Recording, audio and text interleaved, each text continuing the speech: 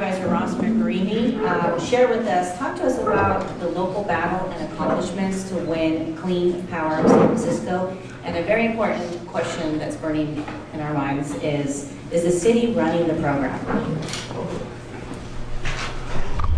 It's wonderful to be here with everybody tonight. Thank you to the Harvey Milk Club for sponsoring this, Tom. Thank you, everybody. Frankly, we're on the cusp of making some significant history here in San Francisco. We in Marin are, and that is why that you will see over the next several months a campaign unlike you've ever seen before, especially for those veteran activists and spectators of any kind of public power effort. This will be the pay-per-view event, I kid you not, of all the events that have taken place in San Francisco over the last century. We would have not been at this place tonight if it wasn't for the stewardship of then, of course, Carol Migden in the Assembly, and with the help of the policy architecture of Paul Fenn in the creation of Assembly Bill 117. And then before I was elected, of course, Supervisor Tom Mamiano, and many of us up here, and I know from many of you there, who had been, I think, motivated, who had been inspired, who had been outraged, or who had been indoctrinated by the Bay Guardian, all have probably some role to some degree in us trying to do what really just comes to common sense. And that common sense is triggered by some mistakes that were activated nearly 6 decades ago. That was our predecessors on the Board of Supervisors gave PG&E a franchise, monopoly, in perpetuity to control and own the system here in San Francisco until planet Earth basically dies or the end of time, whichever comes first. There is no other corporation that has that grip in San Francisco other than PG&E. And there is nothing we can do in order to reverse that particular grip unless it is then undone legally, which we have not heard of any effective strategy by the city attorney's office, or by charter amendment, which we've attempted several times and have lost due to the juggernaut of PG&E's resources by just creating a campaign of suffocation, smothering, disinformation, misrepresentations, and lie in order to retain their foothold and their profit hold here in San Francisco. A number of us have attempted through those charter amendment campaigns and other campaigns in order to insert our ability at the table of what we would see as an energy democracy, because in San Francisco, we benefit from something that nobody else benefits from in California or even nationwide. We own our own resources. They were bequeathed to us through the Raker Act in the early 20th century. And I'm sure you know this because you have learned this through the Bay Guardian, who is appropriately obsessed by the very obvious that for a very visionary city and forward-thinking place like San Francisco, we couldn't be more in the dark ages because of our handcuffed relationship to PG&E, who insist we must do what they tell us to do. And so because of that particular constriction, and because of our inability to move in a way that we should, based on the indigenous assets that have been bequeathed to San Francisco, and because of past missteps policy-wise that have now completely made us inflexible, of the course of years, especially in the last 20, attempts have been made to try to alleviate and loosen that grip up so that we would at least have some say in our energy future.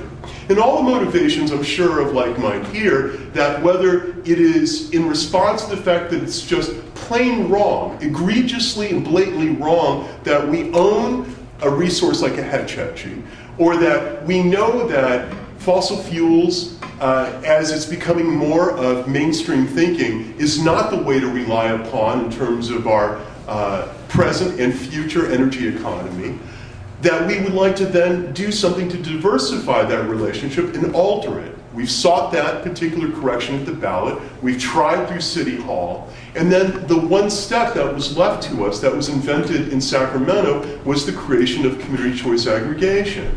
This allowed for peaceful coexistence. And through peaceful coexistence, PG&E gets to remain here, but then we get to be elevated to the table where we now have a say in our energy future.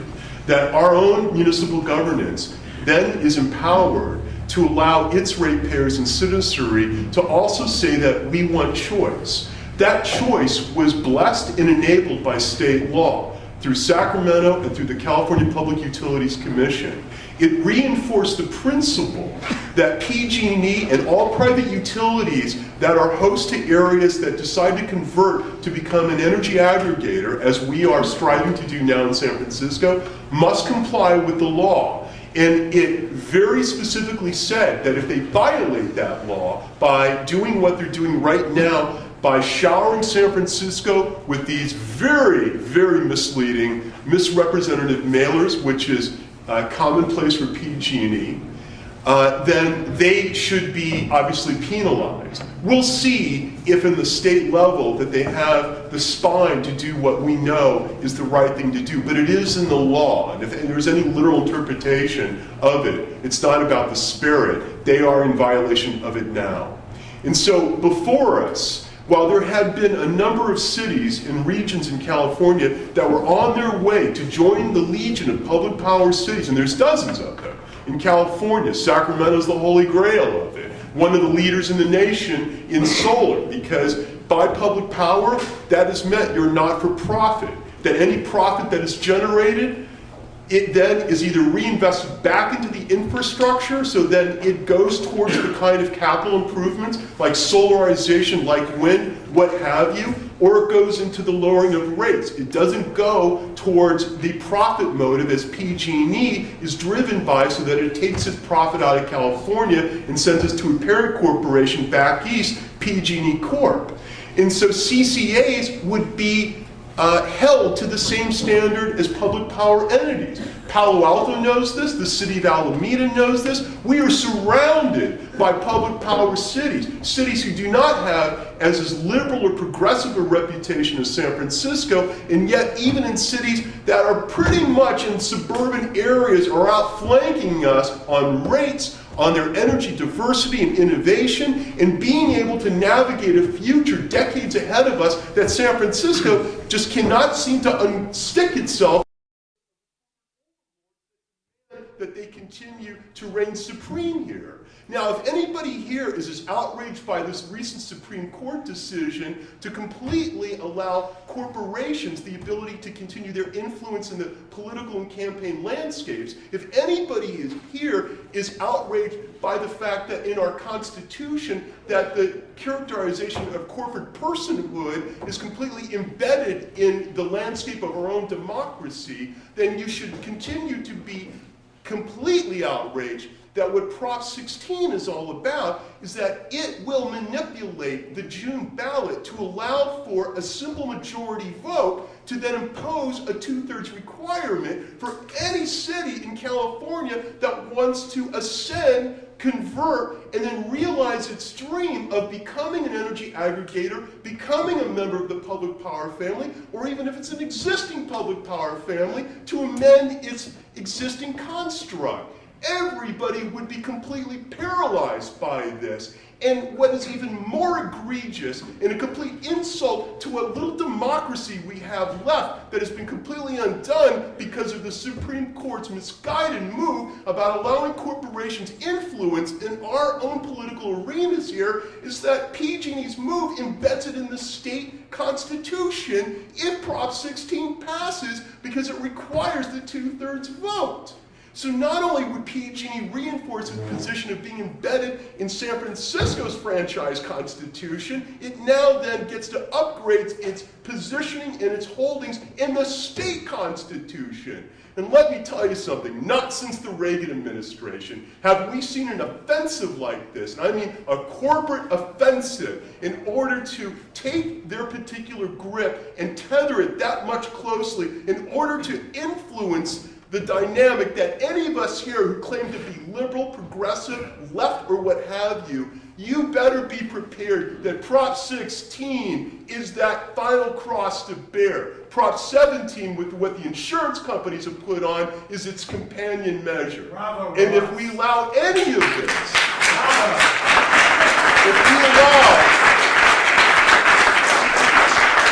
any of this to happen, we are accountable and we are responsible. And as many of you have done, yes, we've been on the losing end of well-fought campaigns. In 2001, we won public power. We knew we won public power. We won for a week until ballot boxes were found floating in the Bay, and the New York Times in 2001, a year after the Florida elections, referred to San Francisco as Little Florida. The elections administrator, the director of elections that Willie Brown had put in office, then Tammy Haygood, mysteriously disappears after that. Scandals were never completely investigated, and all of a sudden on provisional votes, we went from winning, which was a landmark victory that we assembled through an amazing grassroots coalition, completely outgunned resource-wise by almost like 300 to 1 financially.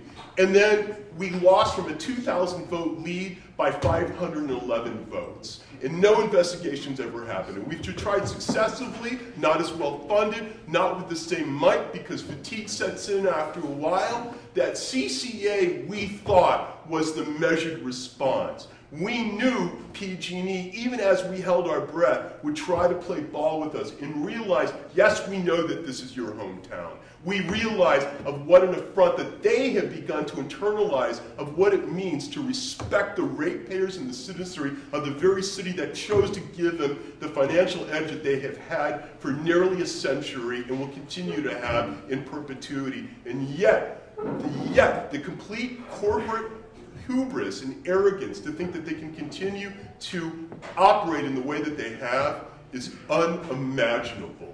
But they will likely win by the very fact that if they spend this $35 million, which they have obviously promised to do, shareholder, ratepayer money, and we will do our best in trying to marshal together what we can through the state of California in order to pocket some resistance and put up whatever we can, some response to their misinformation campaign through whatever free media, social media. Let me tell you something. I'm going to be really pissed if this is not number one or number two on your agenda, realizing that this is competing with a lot of other measures, but it's emblematic of where this country and where this state is going wrong. And if we do not send a line in the sand on exactly what it means to us in San Francisco, especially the town where PG&E believes that it must be anchored on no matter what we think or what we say, this is problematic. So the last two cities that are left is Marin and San Francisco. San Joaquin County had to cave in because of pressure from PG&E. Berkeley caved in. A number of other cities have caved in because of that financial pressure of the blitzkrieg of mail and of the discrediting of officials like any of us in those particular localities. We're left. Marin has actually done a marvelous job of moving ahead, and PG&E is ready just to take us out. That's where we're at right now. And I'd like to just say that, you know what? We're going to lose, we go down as warriors, and then we have no regret. But we go down as warriors if we lose, and if we win, then we win not for San Francisco and Marin, but we win to address the very fact that Washington is not moving in the direction we would like in addressing the needs of climate change or its failure to arouse any leadership at Copenhagen. And we tell Sacramento that your bullshit on Assembly Bill 32 has been completely subverted by every other decision that is occurring right now to undermine any kind of meaningful change policy-wise that results in what it means to be a state that commits to the principles of reducing greenhouse gas emissions. That's what we have to be doing.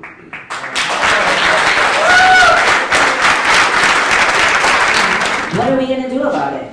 Okay, so right now we're happy to hear from Supervisor David Campos, and we would like Supervisor Campos, if you can address the legality of current PG&E attacks on community choice in Marin and San Francisco. Thank you very much.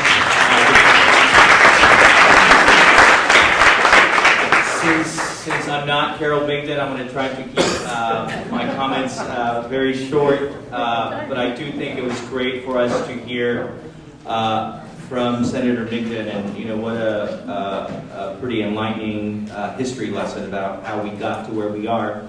And I really appreciate and respect the passion of my colleague, the chair of LAPCO. I am the vice chair of LAPCO, and I have the honor of following on the footsteps of Tom Amiano, who, as was previously noted, was the individual who introduced the legislation locally that made community choice aggregation a reality in San Francisco. I had the honor about 2-3 weeks ago to go to the East Bay, and I was speaking at a very important meeting. It was actually entitled Clean Power, Healthy Communities. It was a number of localities in the East Bay who were talking about not only community choice aggregation, but really green power, clean power, and how that is truly a social justice issue. And the thing about these issues is that we need to understand the context. We cannot be for social justice if we are not for empowering local jurisdictions to take control of their energy needs. It really is that simple. And I don't think that you have to be a quote-unquote progressive to understand that concept, because the reality is, even if you believe in the free market, community choice aggregation is something that even under that context makes a lot of sense. What is radical about creating a system that allows individual customers to aggregate their purchasing power for the purpose of securing clean energy through contracts? How radical is that concept? That you cannot allow individual customers to essentially compete in the free market. And that's what we're talking about. Now, on the issue of what PG&E is doing, Senator Migden was very clear about some of the requirements that are embedded in state law. But it wasn't just state law that said that there are certain things that utilities cannot do when it comes to community choice aggregation. PG&E actually went to the California Public Utilities Commission and made specific representations that not only were they in support of community choice aggregation, but that they would not do anything that would in any way undermine CCA. Those were the representations that were made by PG&E to the Public Utilities Commission. And this is something that the Bay Guardian and that those of us who sit on LAPCO have been trying to point out to the powers that be within the city and county of San Francisco. That we have an obligation to make sure that the integrity of that legal process, those proceedings that took place at the Public Utilities Commission, that those are respected and enforced. And I am happy to see that we have now an effort on the part of the city attorney here in San Francisco to hold PG&E accountable for those representations. They will hide behind this concept of free speech and say that they have a right to communicate with the public.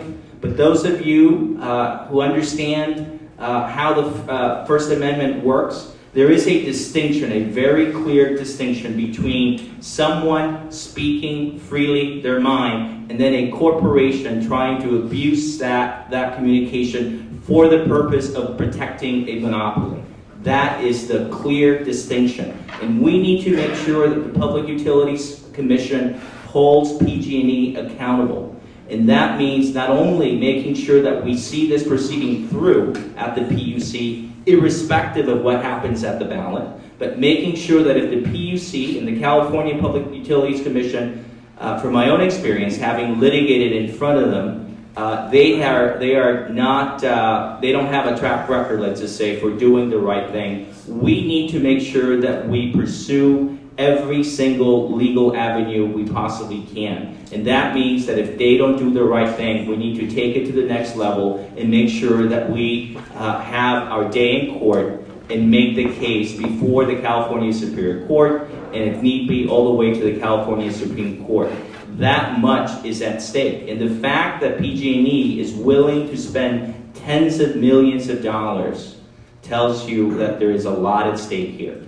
So from my perspective, the city and county of San Francisco, having been the leader on this issue of CCA, now has to take it upon themselves to make sure that we take a legal stand and that we invest in a case and that we make that case as strong as possible. The reality is that we haven't had the political will to enforce the Raker Act, which we should. We haven't had the political will to essentially enforce the rights that were given to San Francisco by the federal government. This is an opportunity for San Francisco to finally do the right thing, because legally I do think that we have a strong case. But the last thing that I would say is this. I think it's great that we're here. I think it's really great to see so many people, not just us on the panel, but so many people who have been working on these issues for so long. It's really important for us to go beyond preaching to the choir. I think it's really important for us to reaching out to communities, and there are many communities that don't really know a lot about this issue, but who will be impacted by what happens on the ballot in June.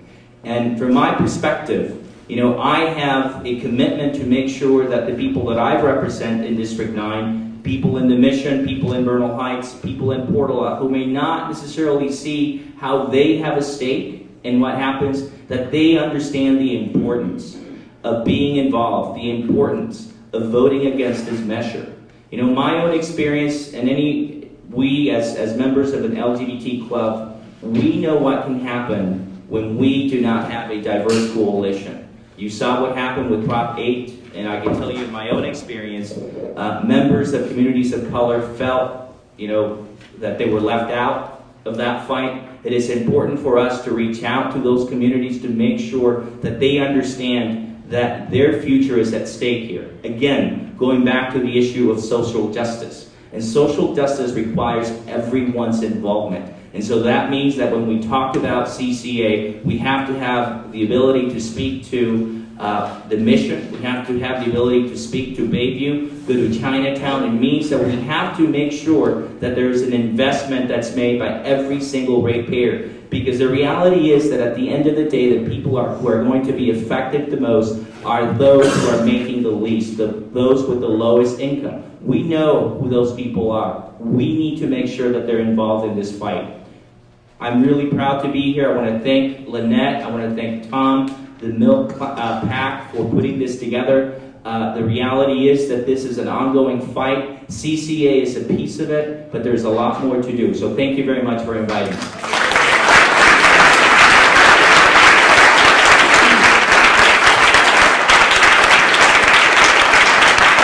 And next we'd like to hear from John Rizzo. And John, can you share with us your perspective on the vital importance of renewable energy generation and efficiency measures being locally built and publicly owned? Yeah.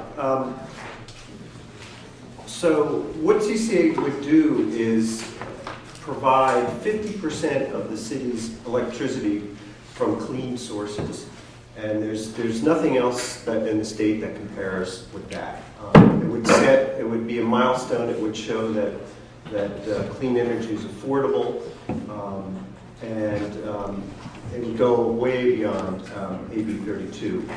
Now, I've been working on CCA probably since 2003, I think it was, and all the way up till the present time. And clean energy,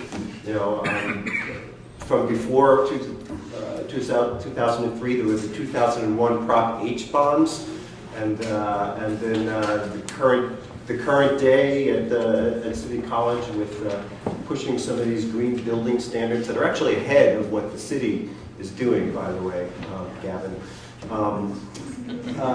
And this is the most important thing. This, of everything, CCA is the biggest, most significant clean energy and conservation project.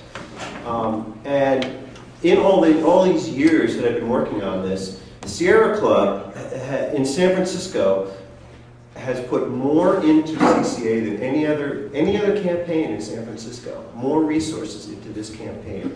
This project has had more public hearings than any other project that I've ever seen in San Francisco, by far. Hundreds of public hearings before Board of Supervisors committees, before PUC committees, before the LAFCO committee. Just, yeah, hundreds and hundreds of hours over the past 6 or 7 years. And then PG&E has the gall to say that the city is doing this in secret, that voters don't have access to what's going on. I mean, are you kidding me? This is the most transparent process ever, the longest, most transparent that the city has had to jump through hoops. And before PG&E was visibly fighting it, we were all fighting the PUC. The PUC was against it. I know Paul remembers this. The PUC would come to before the Board of Supervisors, and once they said, we don't believe solar power is a viable option for the city of San Francisco. And we were saying, are you kidding me? You know, so they've changed their tune now. And that was a few years ago. But we've come a long way. We've had to really work hard on this. This is the most formidable opposition we are getting now with Prop 16. The mailers, I think, are just a precursor. Prop 16 goes beyond San Francisco, though. It's at its heart, it's an anti-competitive measure. It puts in the state constitution, it solidifies PG&E's monopoly, not just here, but all over the state. So, for instance, if Prop 16 passes, the city of Alameda has an old Navy base that they're going to develop housing on. The city of Alameda is a public power city. They sell their own power. If Prop 16 passes, Alameda cannot sell power to the Navy, the housing on the old Navy base that is within its city limits. Same thing with Sacramento. They have a public power agency, Sacramento MUD. They build a new housing development in the area of Sacramento. Sacramento MUD can't save power. The power has to come from PG&E. I mean, it's just outrageous. And the reason they don't want to do this is they know they can't compete. PG&E cannot compete if they have competition. They cannot compete in rates. Their rates are higher than they're the highest in the state. They cannot provide the green power. They just can't do it. That's what they're afraid of. That's what this is all about. We can do it. We can get the CCA has huge amounts of energy conservation in it. What is it? 100. The energy conservation. 100 megawatts. 107 megawatts. 107 megawatts. Huge. You know, no other city has done this. We can do this at rates that are cheaper than PG&E's. They know they can't do it. That's why they're fighting so hard. It's not just some thing that some kind of policy for them or something. This is their bottom line. They know that they will lose in the marketplace if this happens. So just I won't go on, but this is still going on. We're still working on this, and CCA. We're trying to get CCA, Ross and LAFCO, pushing the PUC to get CCA implemented in some form before the June election, so that we're grandfathered in. And this is what LAFCO has been hard at work doing right now, and they're doing a great job. Excellent.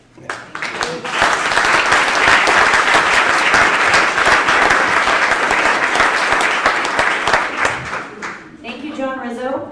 Now we would like to hear from Chris Jackson. And Chris, how will Clean Power San Francisco generate local green jobs? And I want to thank my colleague, John Rizzo. He is very modest, because I would like to say on our community college board, he has been one of the sole driving forces in terms of first making sure that we have we're building our buildings as efficient as possible and having green building standards. He created the Green Energy Task Force. He has really single-handedly almost put City College on a map in terms of our energy and our clean energy efficiency and clean energy policy. So I want to make sure that he got that out there, that you guys know.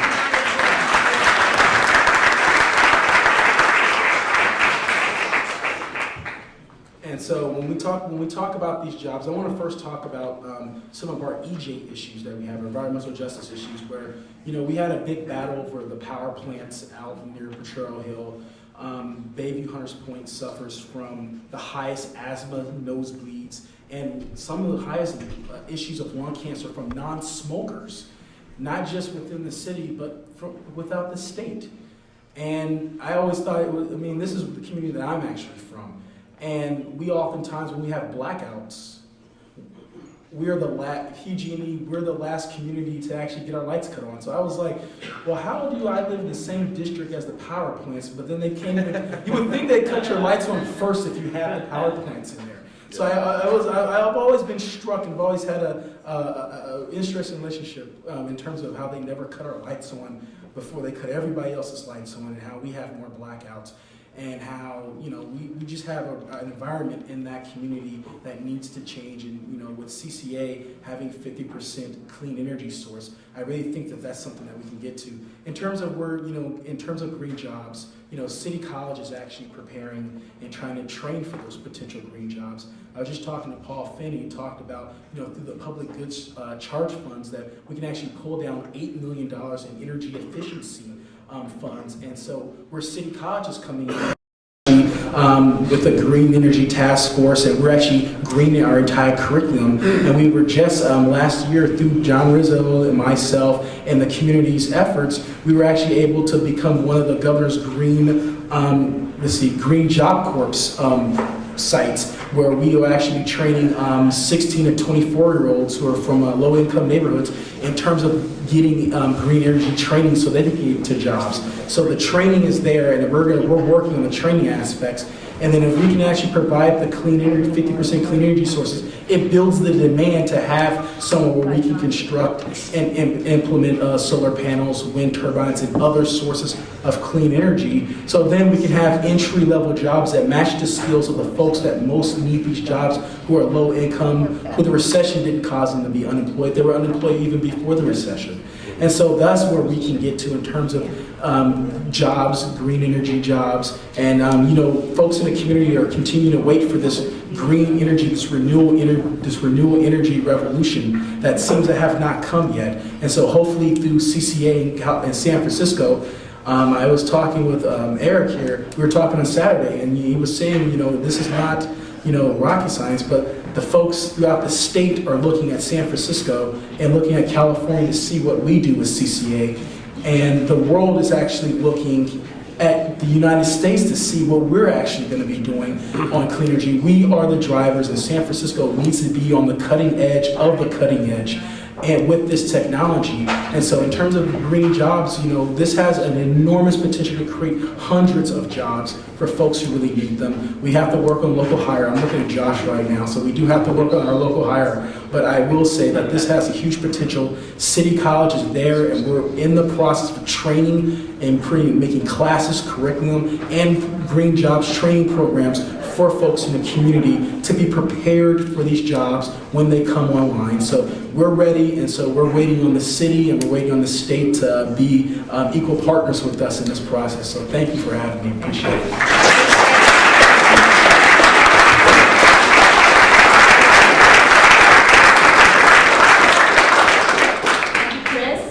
Okay, now it's Eric Brooks. So Eric, are there any of the basics that you think should be filled in, any key points? Yeah, I'll be brief because I'm sure that all of you have a lot of questions that you want to ask, and we should make plenty of time for that. I just want to fill out one little piece that gets to how this whole thing is actually put together and how that gets us green jobs, how this can go forward without raising any rates. The key to this is that it's not just solar, it's not just wind power, it's not just efficiency, it's not just another kind of wonky thing we talk about, which is called distributed generation. I won't explain it, but just look it up online. The point is, you put all these things together, and it makes it possible for this to economically work without rates having to go up. Because efficiency, that 107 megawatts of efficiency that we're talking about, that is giving you returns almost immediately. wind power is already this close to being competitive with natural gas, and soon will be because natural gas is going up in price. That brings you a return right away so that you can do the efficiency, do the wind power at the beginning, and also do some upfront solar, which will be about 31 megawatts.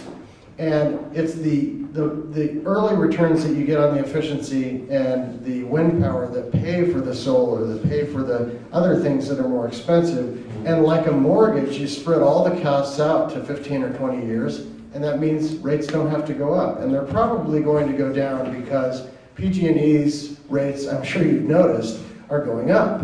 And by the time they get done by the end of next year, we're talking about more than $5 billion in rate increases that they are requesting right now. I mean, this is absurd. So for anyone to tell you that our rates are going to be worse getting good, clean energy that after you pay it back is free for decades is crazy. This is obviously cheaper.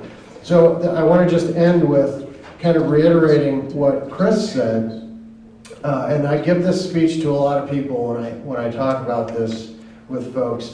The most important thing about San Francisco and Clean Power SF, Community Choice, is that San Francisco is literally the fulcrum that the planet is tilting on right now. Because this is ground zero for PG&E's fight.